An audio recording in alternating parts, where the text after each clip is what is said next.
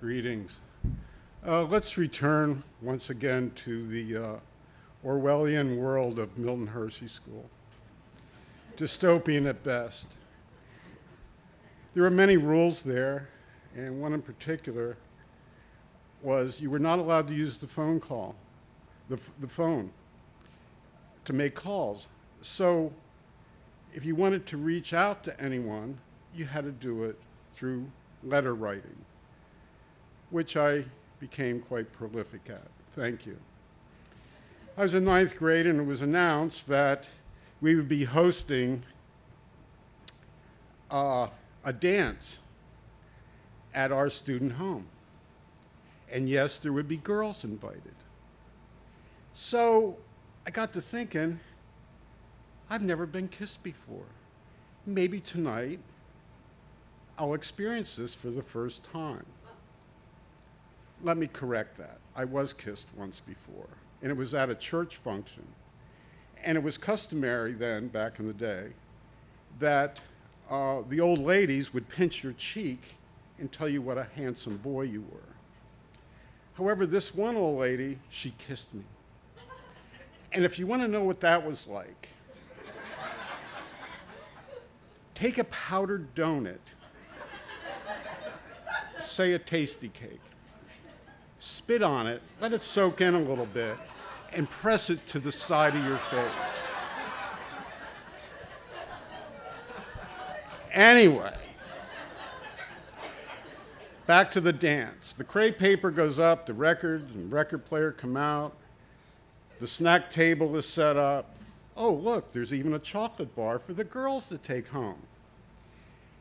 And our theme for the night was a song, Crimson and Clover. If you're not familiar with that, I hardly even know her. Over and over again, Crimson and Clover. So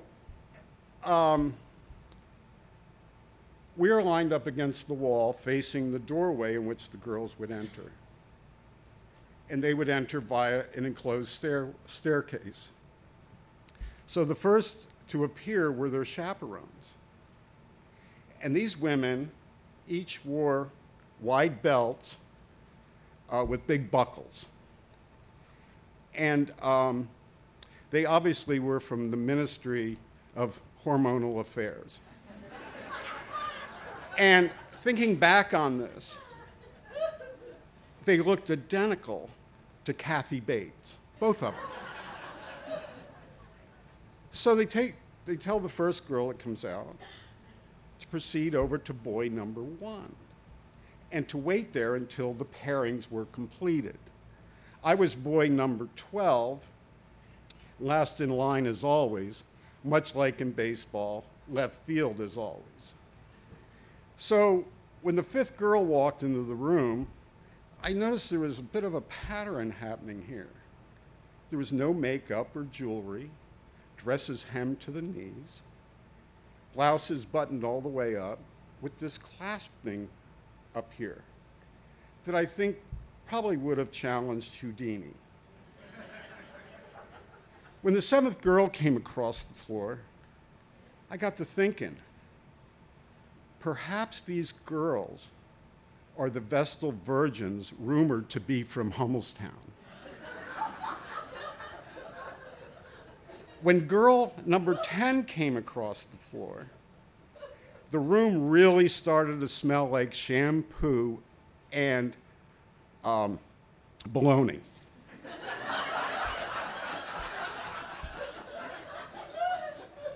And then girl 12, when she walked through that doorway and approached me, I was smitten. And you might want to ask me, was she beautiful? Oh, yes. Was it love at first sight? Yes. Did she have ringlets of golden hair cascading? Yes. Did her eyes flutter like sexual helicopters? Yes. And her smile was something to behold, for when she smiled, it was quite obvious that her front tooth was missing. Ah, my kind of girl. And to top it off, her name was Dawn. Holy smokes. So we danced a couple songs, Ain't Nothing But a Hound Dog, and then we made our way over to the Punch Bowl, and she said to me, David, I'll give you my phone number if you want to call me. And I said, I'm not allowed to make phone calls. However, I could write you a letter, in which she agreed, and on the wrapper of her chocolate bar, she wrote her address. Okay, the evening ends with the crimson and clover thing in 3/4 time, and 3 feet apart. So day 4 comes along, and I don't have a reply to my letter. And I know that love is supposed to be patient and kind, but come on already. Day 5, when I go into school, I'm called into the office of student behavior and conduct. And when I walk in, sure enough, there's Mr. Gruff and arrogant himself. And he proceeds to tell me to sit down, and this is what he says. We had a visitor yesterday that was clearly upset and quite shaken, a Mrs. Krominski. Do you know who that is? I said, that would be the mother of Dawn, correct. And I assured her that you would never contact or have correspondence with her again. How come?